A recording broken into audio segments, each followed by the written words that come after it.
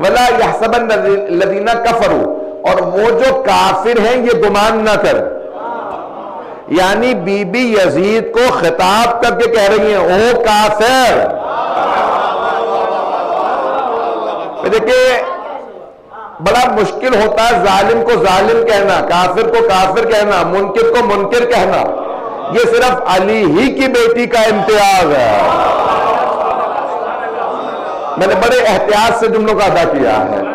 अब मैंने बात को जहां तक पहुंचा दी है, मैं बहुत आगे पेश करना चाह रहा हूं। बीबी की जो जुमले हैं उन पे दलील पेश करना चाहता हूं। अगर आप इसी मोहब्बत से सुनते रहेंगे तो मैं पेश करूंगा। देखिए जनाब ज़ैनब कुबरा सलाम अलैहा ने इस अंदाज से जुमला कहा। देखिए ज़ाहिर गिरामी यहाँ पे बीबी ने जो तकब्बुर का एहसास है ना कि यजीद तू मुतकब्बिर है, दो अल्फाज हैं अरबी जबान के। अब उर्दू में दोनों का तर्जुमा हम तकब्बुर ही कर देते हैं। दोनों को मैं पेश करूंगा, दोनों की वजाहत करूंगा। और आपने शायद अगर कभी सुना हो खुमैनी साहब के खिताब के अंदर, तो वो अक्सर ये लफ्ज इस्तेमाल करते हैं, इस्तिकबार जहानी। उन्होंने अपनी तकरीरों में बहुत ज्यादा कहा। तो ये दो अरबी के लफ्ज हैं, अगर मजमा तवज्जो करेगा। एक है तकब्बुर, दूसरा है इस्तिकबार। आवाज मेरी तंग तो नहीं करे, साफ आ रही है आवाज? दो लफ्ज अरबी के कुरान में आए हैं, तकब्बुर और इस्तिकबार। अल्लाह ने जब शैतान से खिताब किया ना, तो अल्लाह उसको कहता है कि अस्तकबरता, तकब्बरता नहीं कहा अल्लाह ने, अस्तकबर, क्या तूने इस्तिकबार किया? दो लफ्ज है, तकब्बुर और इस्तिकबार। घमंड करना, to be arrogant about something, अपने ऊपर प्राउड होना। तकब्बुर उस सूरत में होता है, मुफस्सिरीन कहते हैं, जब इंसान के पास कुछ हो और उस पर इंसान एतराज।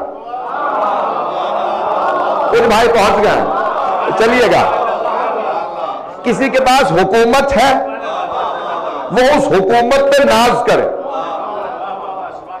किसी के पास पैसा है, वो पैसे पे नाज करे। एक आदमी के पास पैसा है ही नहीं और वो नाज करे, इसे कहते हैं इस्तिकबार। पता नहीं लोग हैं या नहीं है। कुछ हो और एतराज तो तकब्बुर, और कुछ ना हो और एतराज तो इस्तिकबार। अल्लाह ने शैतान से जब खिताब किया तो ये नहीं कहा तूने तकब्बुर किया, अल्लाह ने कहा तूने इस्तिकबार किया। तू मेरे मुकाबले में खड़ा हो गया। जो अल्लाह के मुकाबले में आए, समझो भाई, पता नहीं लोग हैं या नहीं है भाई, सारे मजमे की तवज्जो है। अल्लाह के मुकाबले में आए या अल्लाह के वली के मुकाबले में आए।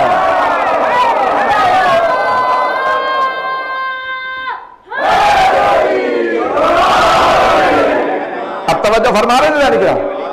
तो उसे तकब्बुर नहीं कहा जाता। भाई कोई इंसान, किसी को उसके पास कुछ हो, उस पर एतराज, तो उसे कहते हैं ये तकब्बुर कर रहा, कुछ है इसके पास, उस पर अकड़ रहा है। ये अल्फाज आपने सुन रखे होंगे। किसी शय पे अकड़ना तकब्बुर, और कुछ ना हो और अकड़ना। मौला अली कहते हैं अकड़ा मत करो, ये अकड़ना मुर्दों की अलामत होता है। तो कितना खूबसूरत जुमला मौला का। मौला कहते हैं अकड़ते मुर्दे हैं। जिस दरख्त पे, सादी शिराजी ने उसको अपने अंदाज से शेर में कहा, वो कहते हैं जिस दरख्त पे फल नहीं होता वो अकड़ा खड़ा रहता है, जिस दरख्त पे फल होता है वो झुका रहता है। तो अब जनाब ज़ैनब कुबरा बड़े खूबसूरत अंदाज से यजीद को चैलेंज कर रही है। जुमला बहुत खूबसूरत है बीबी का। बीबी कहती है तू जो अकड़ के बैठा है और खुशियां मना रहा है, क्या तूने आयत नहीं पढ़ी कुरान की? तूने अल्लाह का पैगाम नहीं लिया? देखे बीबी, देखें एक जुमला मैं यहां पे रोक के पेश करूं किसी अंदाज से कि मैं ये बात पहुंचा पाऊं। मौला इमाम हसन ने जब एक ब्लैंक शीट किसी ने भेज दी ना, है ना सबके जहनों में, यजीद का भी बाप था, उसने कहा ब्लैंक शीट है, मैंने दस्तखत कर दी, जो चाहे आप लिख लें। तो मौला ने कहा नहीं मैं शरायत नहीं लिख। मौला लोगों ने कहा भाई जब वो खुद ही लिख के भेज रहा है, आप फिर भी नहीं मान रहे। मौला ने कहा भाई शरायत इंसान उसको बताता है जो उसको माने। तवज्जो, जब पहले ही पता हो ये वायलेट करेगा तो उसके साथ क्या शरायत रखो। थोड़ा सा तवज्जो चलिएगा मेरे साथ। तो मैं जानेंगे रामी, लोगों ने बहुत ज्यादा जोर दिया कि हम लड़ेंगे नहीं। चले मौला ने कहा मेरा अपने जात के लिए तो कुछ नहीं, जो कर रहा हूं मैं मखलूक खुदा के लिए कर रहा हूं। तो मौला ने पहली शर्त लिखी बिस्मिल्लाह, हादा, ये वो शरायत है जो अली के बेटे। देखिए उससे ज्यादा गुस्सा मौला अली से। अब मौला ने अल्फाज लिखे, ये वो शरायत है जो अली का बेटा हसन लिख रहा है।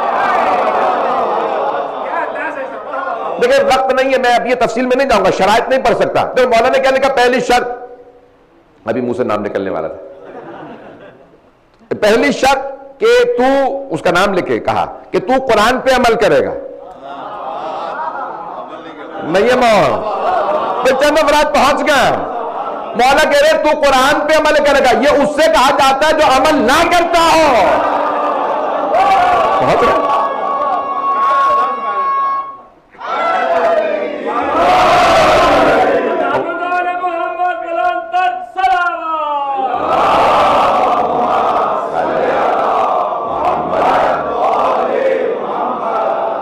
तवज्जो फरमा रहे हैं या नहीं गिरा भाई? वक्त नहीं कि मैं सातों शरायत आपके सामने पेश करूं, क्योंकि बीबी का खुतबा मेरा मकसूद है।